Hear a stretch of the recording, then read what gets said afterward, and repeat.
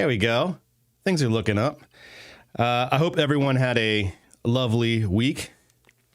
For those of you with children, perhaps you have a spring break going on and they're at home. That is the case for me. That's been fun.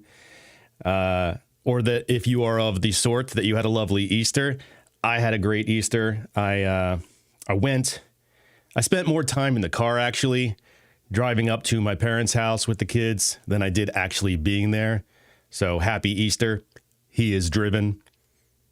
That's the joke that I told my wife, and she also did not laugh, so that's fine. It was a bit of a contentious Easter. I told my parents I converted to Islam. So while they were carving up the ham, I was facing Mecca. But the subterfuge only lasted for so long. They're old. I don't want to waste what precious little time they have left on this earth. So that didn't last too long. But it was a lovely time. There's, even in this tiny, small window of the offseason that there is very little news in the NFL, there is still so much to talk about, which I guess is good for me because I decided I was going to start doing live streaming around this time. So here we are. But we'll get into that in a second. There's Jalen Hurts, there's Dan Orlovsky, and there's a few thoughts about the upcoming draft. So sit back, relax, grab whatever beverage you enjoy, and let's get her started.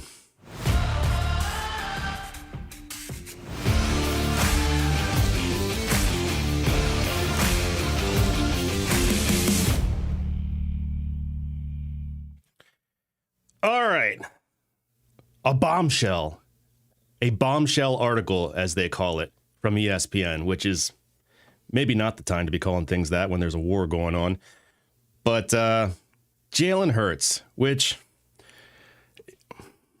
constantly seems to be under scrutiny, no matter what he does, no matter what he wins, it's just constant. If you're not an Eagles fan, maybe you don't see it as much. But I'm trying to think, who gets as much scrutiny as a quarterback in the NFL as Jalen Hurts on a consistent basis? Maybe Tua, maybe Russell Wilson back in the day.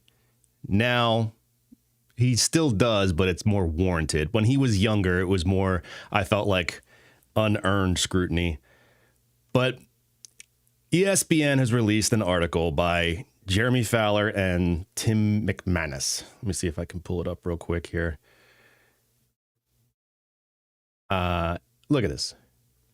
Inside the 2025 friction, which there was, that is true, as Jalen Hurts stands at a crossroads. He's at a crossroads. Poor Jalen. Poor Eagles.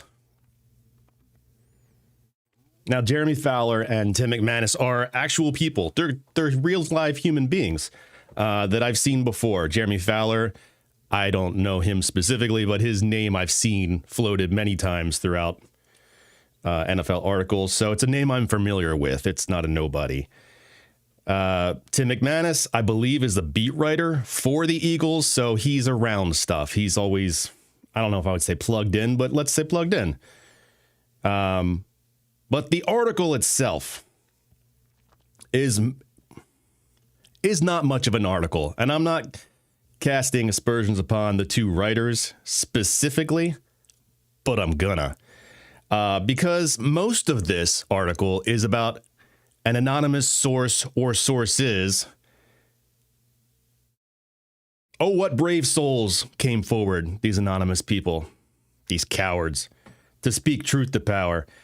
And what they're saying is Jalen Hurts is the problem. The reason that they are dysfunctional in Philadelphia, the reason why the offense was bad last year was Jalen. It's just Jalen. That's the only problem, really. It's Jalen's fault. Jalen's on thin ice and may need to go. That's basically what they're saying, because they say he's uncoachable, or the anonymous source is saying he's uncoachable, resistant to change. They talk about his poor body language, and I really don't quite understand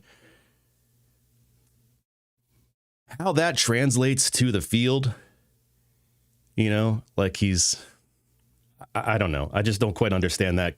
Oh, no, he's slumping down in his seat. He can't throw touchdowns. I'm not sure what that really means, but apparently it's been called out before. So, and this is just the latest example of the blatant disrespect that has been shown to Jalen Hurts. The guy can't do anything right, to be honest. Media outlets label him with terms like limited constantly. I saw a separate article yesterday that called him limited, which he's not a perfect quarterback. I'm not saying that. If we all said, who's your top 5 in the league, I think most people would probably leave Jalen Hurts out of that. But top 10, I could point to numbers that would say that's ridiculous if you were to leave Jalen Hurts outside of the top 10. And top 10 is more than 22 other teams have in the league, so they'd be thrilled to have Jalen Hurts. Also, on first things first, former coach, NFL coach Eric Mangini predicted that this will be Jalen Hurts' last season with the Eagles, which I think is ridiculous. And the reason I believe anyone is saying that is because of the guaranteed money in his contract. But he's still under contract. And even if they want to rework his contract, which Howie Roseman does all the time, he keeps kicking cans down the field or road for everybody and then just reworks them. It's not really a concern. So I take issue with this article, obviously. I am an Eagles fan. That is fair. But why are all the failures Jalen Hurts' problem or Jalen Hurts' fault, but none of the successes are? He gets none of the accolades and all of the blame every year, no matter what's going on. He's been the starting quarterback for 5 years in Philly, and he has taken them to the playoffs 5 straight years. He's gone to 2 Super Bowls, 1 Super Bowl win. I would contend even if they had won that first one, which was not his fault. It was, I blame, well, you know who I blame. The defensive coordinator, who is no longer a head coach anymore. If he had won that one, he would have had 2 Super Bowl wins and 2 Super Bowl MVPs. That much I'm sure. He outplayed Patrick Mahomes in both of them. I mean, he got the MVP in the second one, but he really outplayed him more in the first one.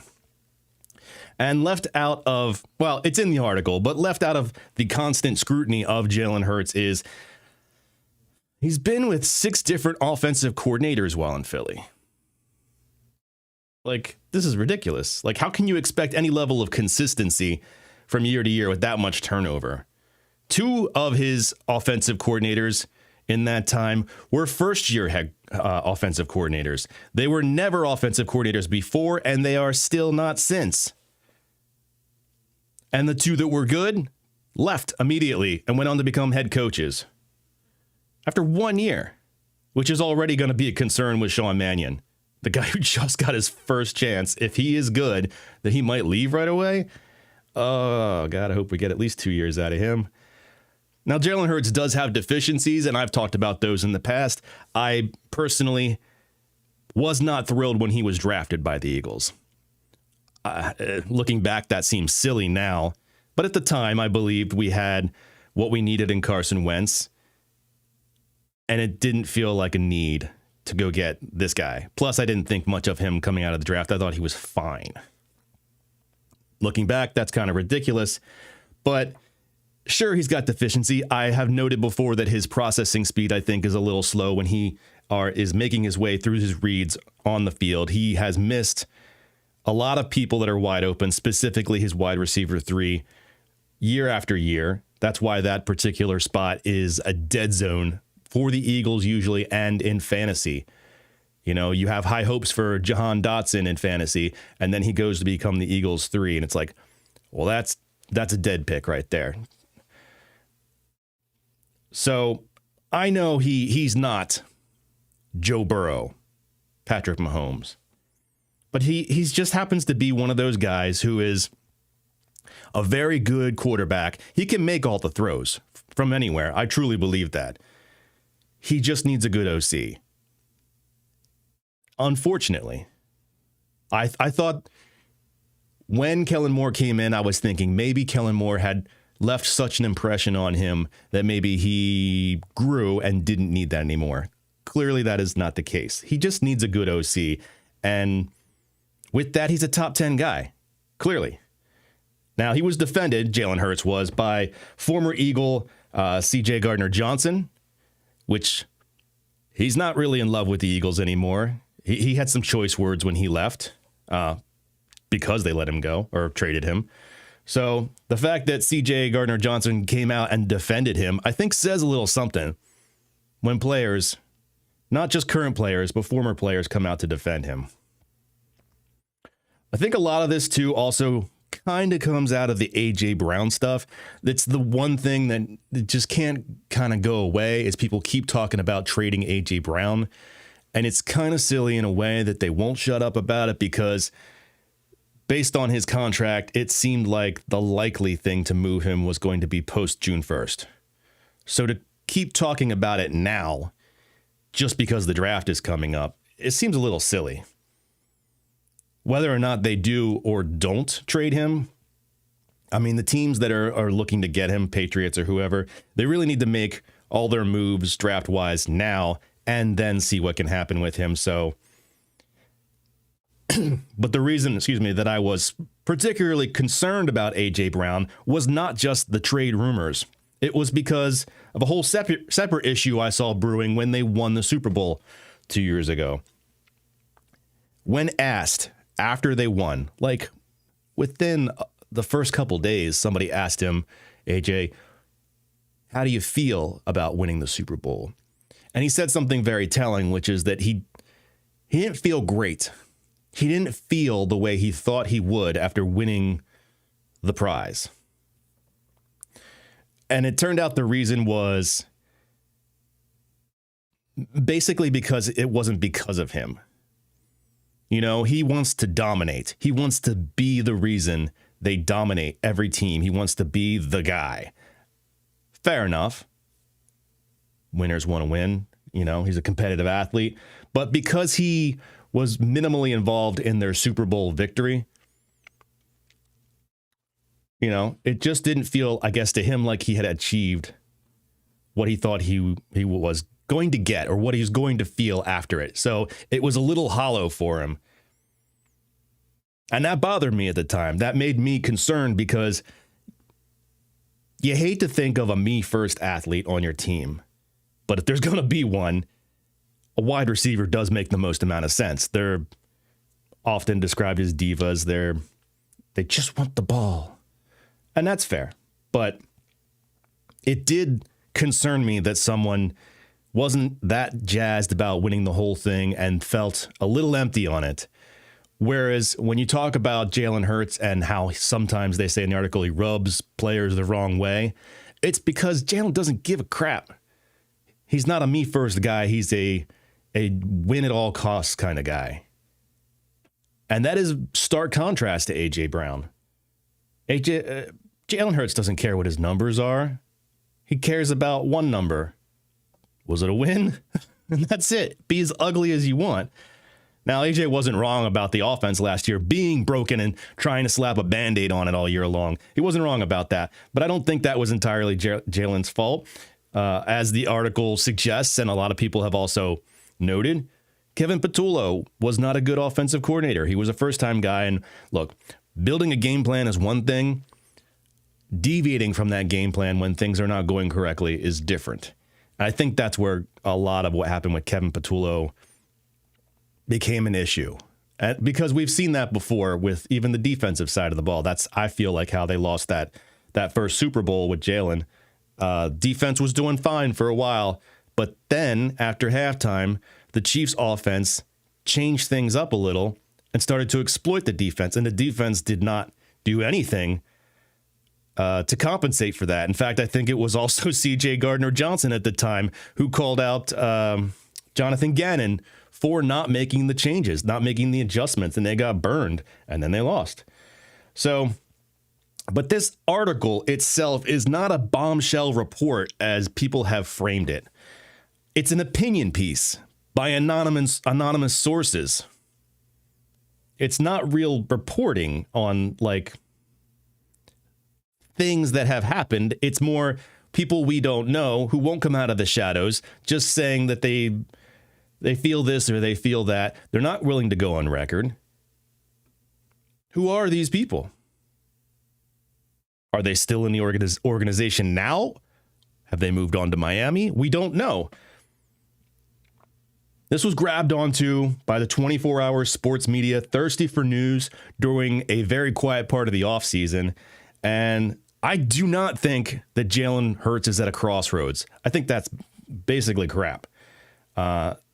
It's just a grab title for the article, or that the Eagles have put Hurts on notice as Mike Florio, of all people, and I do respect Mike Florio. He's done good reporting. I like how he has spawned Pablo Torre. I like the work they do together. But Florio comes out and goes, "Is this the Eagles putting Jalen Hurts on notice?" I would say no. I would say this is crap.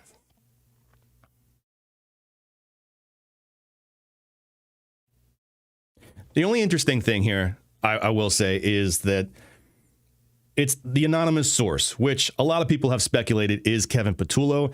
I'm not so sure about that. I don't really know how much people are interested in hearing what he has to say about the Eagles right now or what he has to gain by doing this. He's already gotten a job down in Miami as like the pass game offense coordinator. So he's not trying to dig himself out of anything. I'm not sure why he would go on a blame session. What is more interesting to me and more troublesome is others have floated, with no evidence, of course, that maybe it was Nick Sirianni himself. That would be a bombshell. That would be huge news if Nick Sirianni was putting out information negative about Jalen Hurts. It is possible that there is a bit of a pissing contest going on between Hurts and Sirianni. For the simple fact, Kevin Patullo is Nick Sirianni's best friend. And he had to fire him because of last year. If this is some weird way of Nick Sirianni putting information out without going on record, though, to be negative or get revenge against Jalen Hurts, that would be a bombshell. That would be tough to swallow. Now, that being said, if this is some kind of back and forth between Sirianni and Hurts, and somebody has to go, I'll take Hurts. That is not even a debate for me. I will take Hurts. I will take the Super Bowl winning MVP. I will take the guy on the field who is a weapon, who just wants to win, over Sirianni, who I have questioned multiple times. I don't know what he does. What does he do?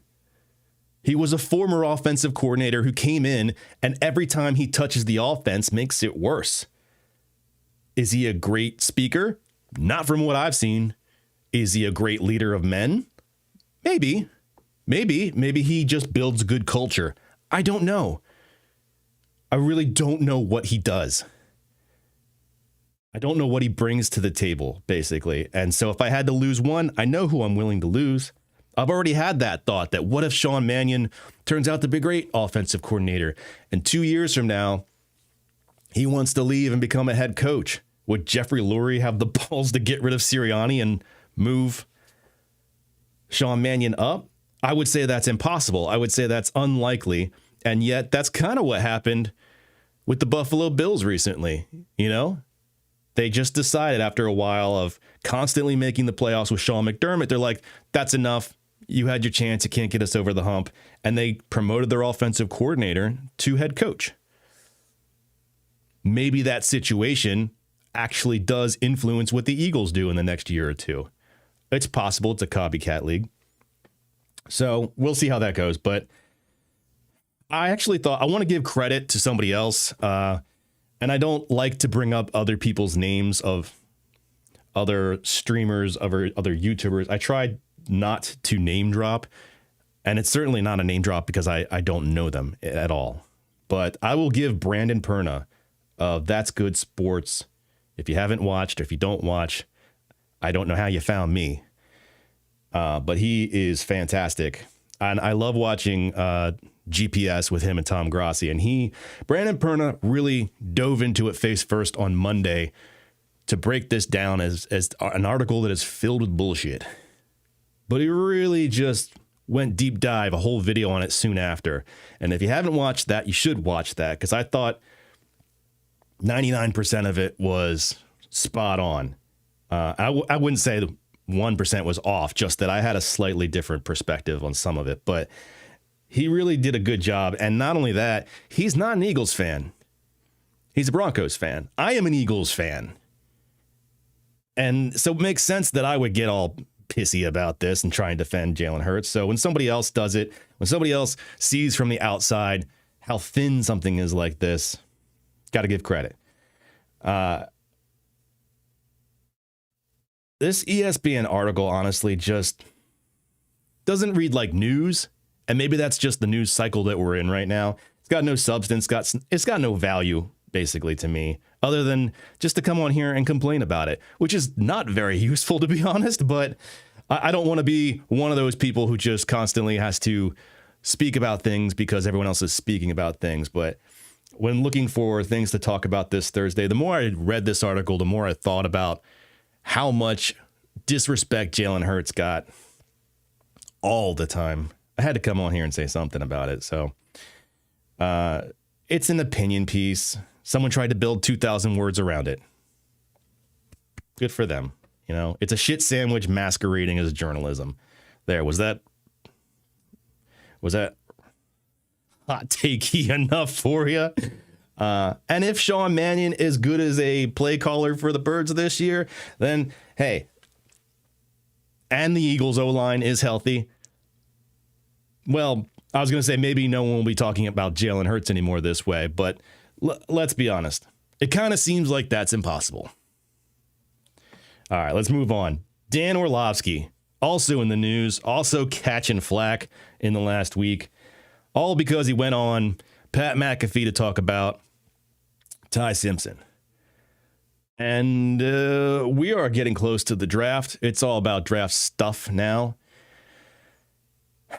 I'm getting into player evaluations. I've got some thoughts on some people now, and I've definitely gotten through the quarterback. So Dan Orlovsky got into a little bit of trouble recently in an effort. It's really how he did it, how he went about it.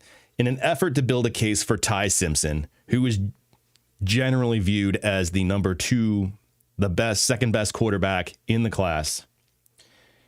Well, Dan Orlovsky was building the case that he is QB1. Which is fine. I don't think he is, but people have opinions. No big deal. So in an effort to build that case, he picked at the thread for Fernando Mendoza being number 1.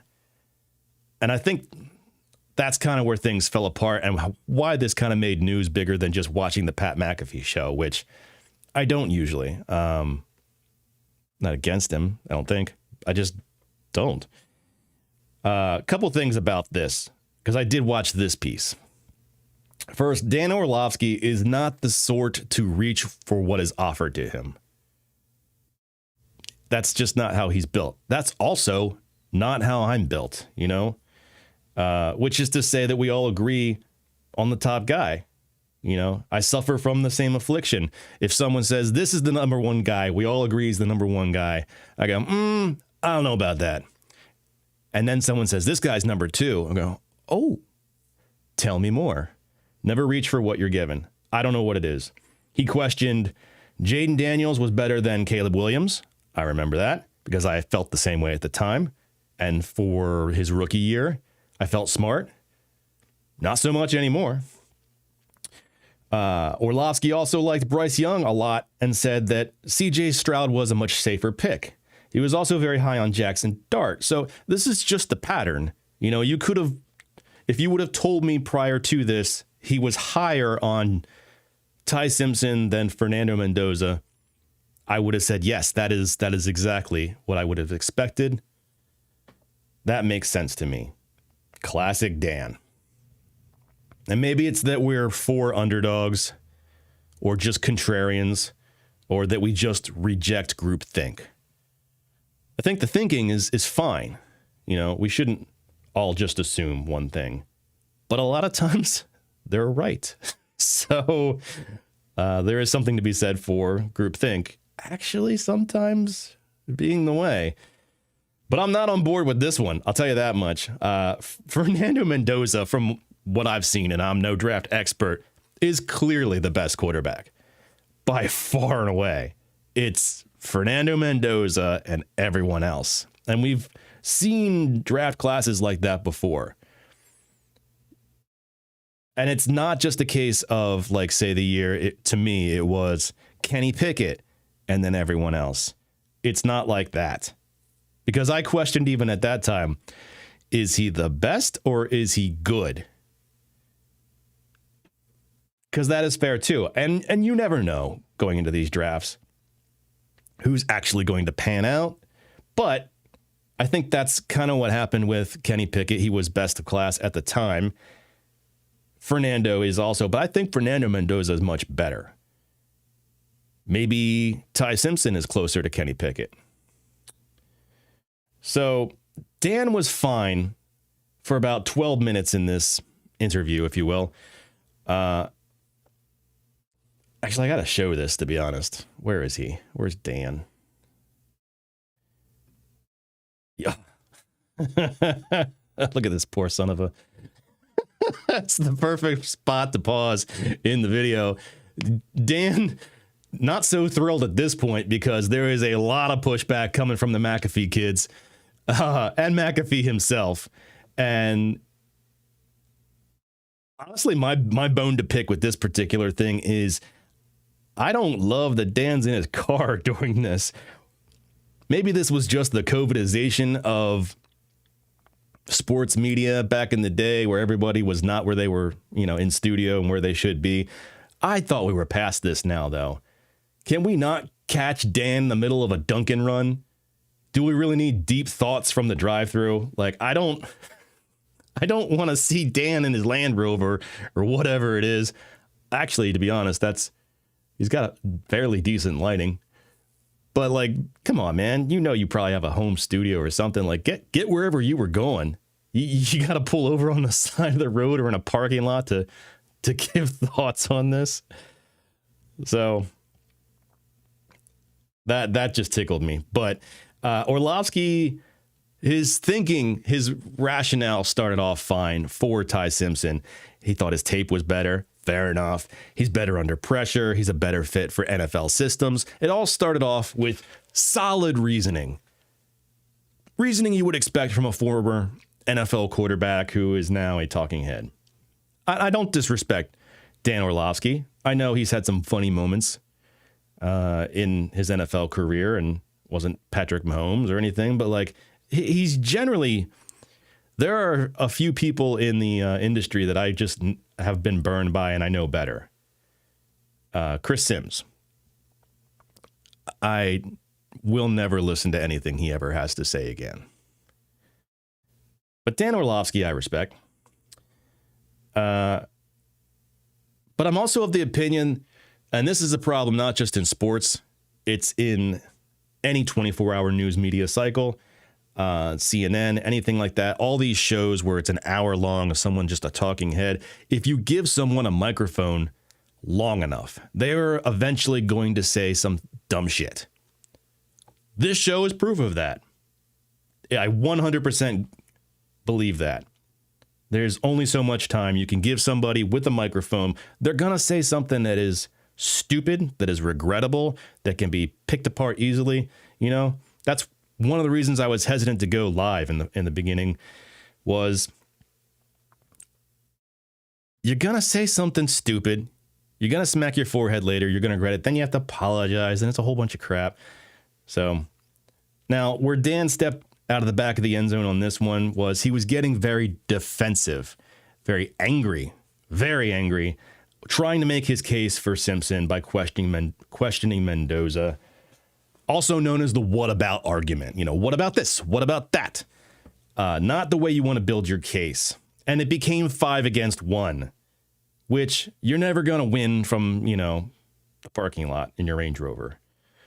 And honestly, you can't win that conversation anyway. These are just opinions. There's no way, no matter how many stats Dan tries to throw at them or they all throw at him, which they're all sitting in front of computers with tons of stats about whether Fernando Mendoza or Ty Simpson are better than each other, it ultimately doesn't matter. You can argue who's going to be picked first or who they should pick, but those are still just silly conversations to be had. So 4 out of 5 dentists recommend Oral-B. Dan is the 5th dentist. Shake it off, Dan. Moving on. Sporting News got me, you sons of... The Sporting News had a headline that did an okey doke on me, and I just had to bring it up because, I hate looking at headlines on my phone. My fault.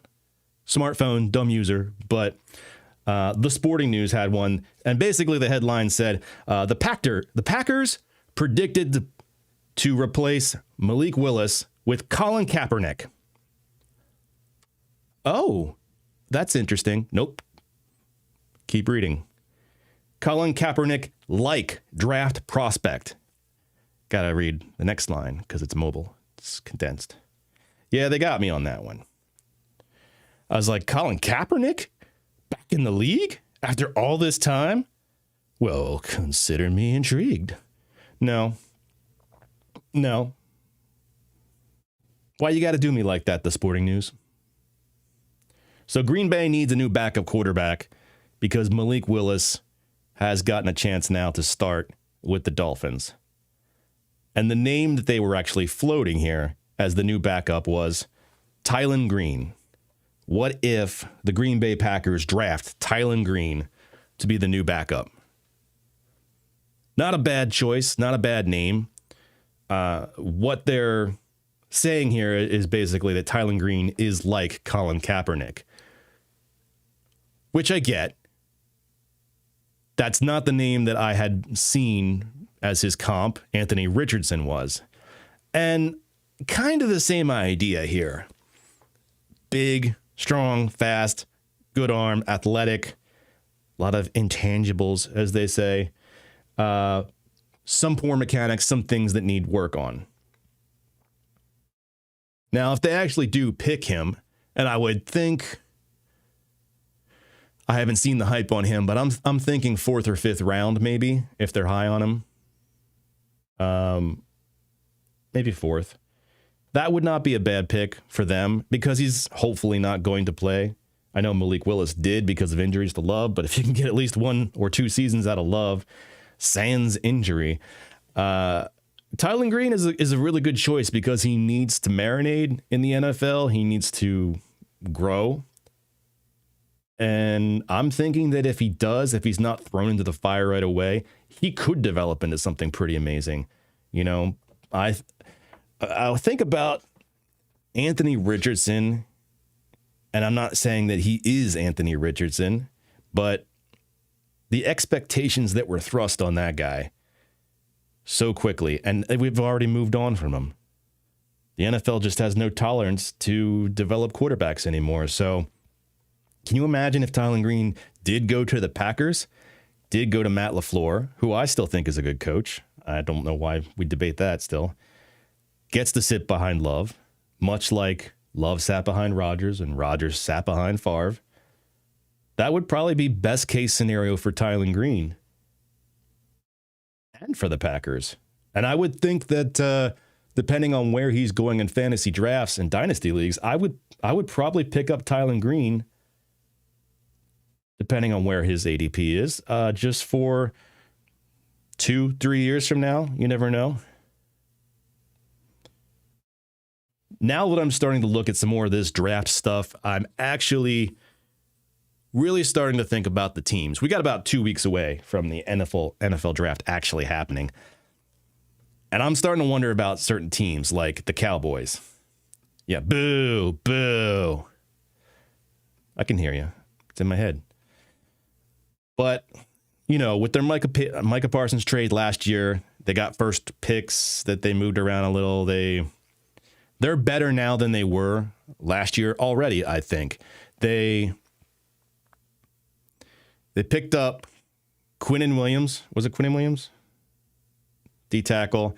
They got Rashawn Gary this offseason, I believe. The defense is the major need for the Cowboys, and they already started to address that kind of halfway through last season. So defense is still their biggest need, and they do still have 2 first-round picks. They actually have 8 picks total going into this draft.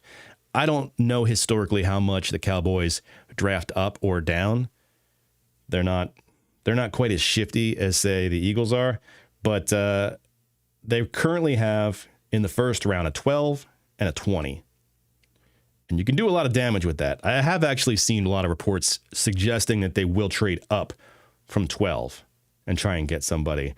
But then again, I've thought that in the past too. And the last year or two, I believe, I'm trying to remember, Jerry and company has shown a surprising level of patience to let things come to them, which I really think, though I don't want them to be good, they should let the draft come to them this year because they need corner, they need linebacker, they need edge. Now, knowing Jerry, the preference there is going to be edge, followed by corner and linebacker. So Field Yates thinks that they could take 2 edges in the first. For them, that would be brilliant. If they had the balls to go 2 first-round edge picks, if there were worthy guys there, kind of the way the Falcons did last year with James Pierce and I forget the other guy's name, but I thought that was a pretty decent move. You know, the more you have up front, the more it takes pressure off the back. So though they do need a corner, 2 edges would be a pretty phenomenal, pretty surprising thing to see. I don't actually think they're going to do that. I do think they take 1. The way I see it is if they're going to take a linebacker, it would be Sonny Styles, which, as far as I've seen so far, he would have to drop a little bit. A lot of people, they're so high on him as a linebacker, they expect him to be going by like the 6th pick or something. And that's part of the reason why people are saying they expect the Cowboys to trade up to go after him. I kind of disagree based on the fact that it's a linebacker that is really high for a linebacker, and though Sonny Styles is amazing, they have other needs. So what I would expect is they take 1 edge and probably 1 corner in the first round. Colton Hood seems to be a pretty popular pick for the Cowboys as a corner. And they can probably get a linebacker in the 3rd or so. Or maybe since they have multiple 3rds, they get shifty, they move up in the 2nd, make something possible there. That would probably make more sense. If they're going to get tradey, I'm not sure how deep the linebacker core is yet, but if they have somebody in their mind, that would probably be the way I would expect it to unfold. Not that I really watch how the Cowboys often draft, because usually I'm rooting against them, always rooting against them. What I'm actually more curious to see is if the Cowboys draft a running back late. Now, they don't need a running back. They got Javonte Williams back. They've got Jaden Blue was the rookie last year. Israel Abanikanda is there as their number 4. And Malik Davis is their number 2. And Malik Davis has had some pop here and there. He's done well. So they have people. They have guys. Now, Jerry's chomping at the bit to get the next Ezekiel Elliott. But they're not going to make that move in this draft. It's not there. They have a guy they can trust, or at least they think they can. But I'm thinking this running back core is so thin because even their top guy, Javonte Williams, I just don't trust that if they take anyone, 7th round, UDFA, I'm interested. I'm looking at that guy to see what his potential is because it's there. It's there. It's kind of like the Commanders as well. I thought I hit gold last year in the absolute last round of my dynasty draft with Ja'Cory Krosky-Merritt. This is going to work out well. Sneaky me. No one knows. I got him. Yay. Same thing with the Commanders, Rashad White, Ja'Cory Krosky-Merritt. They have guys. They have plenty of guys to say, we don't need anyone. But they kind of don't have the guy. So I will always be curious to see who they're picking up, even as a UDFA. Now, before we wrap this up, I'm just going to say the NFL draft is April 23rd to the 25th. It's only 2 weeks away. So I am already deep in the throes. I have been for weeks for upcoming content with draft preparation.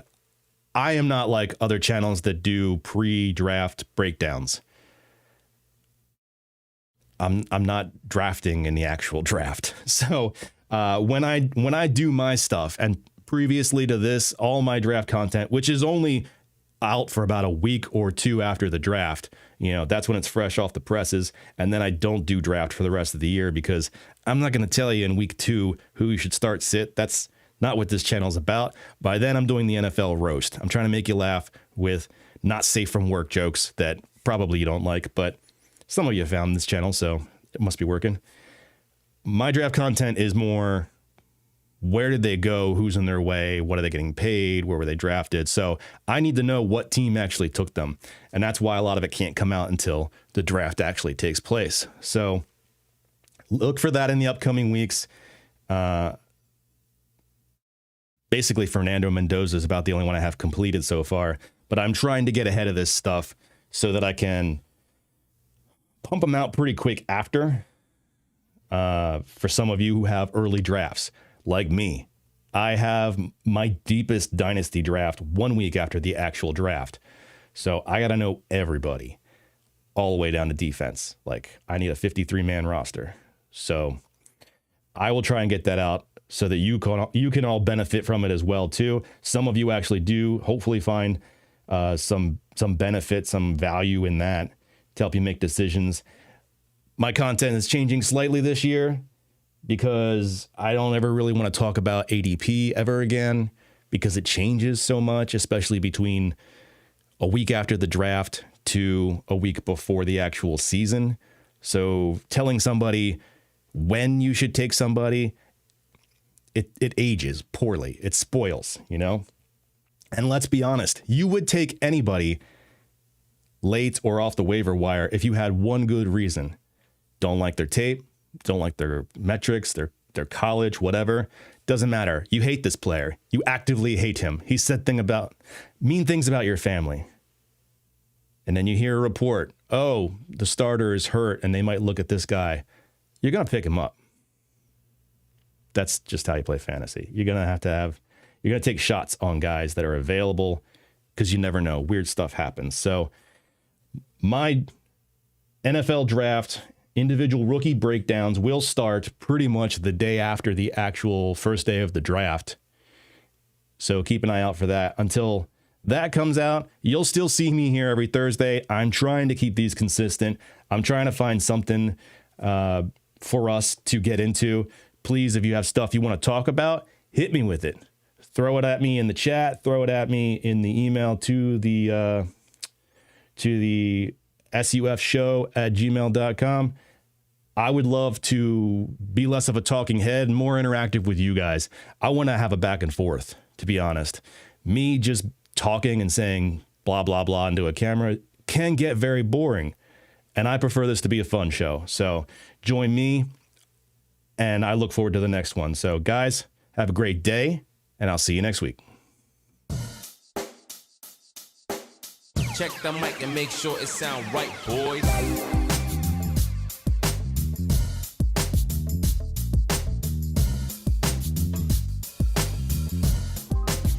It sound right, boy.